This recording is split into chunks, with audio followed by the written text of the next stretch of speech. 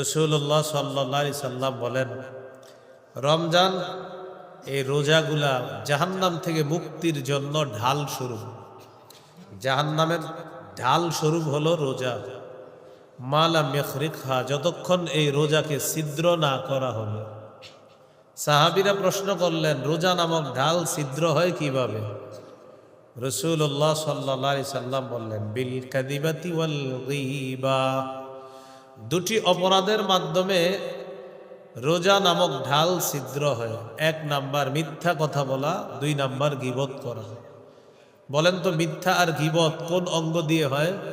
মুখ দিয়ে। জিহ্বা দিয়ে হয়, মুখ দিয়ে হয়। তাহলে কি শিখলাম?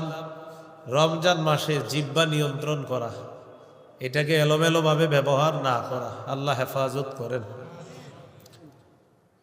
তো জিহ্বার গুনাহ থেকে বাঁচার খুব চেষ্টা করা, এটা বেশিরভাগ মানুষকে জাহান্নামে নিবে। জিহ্বা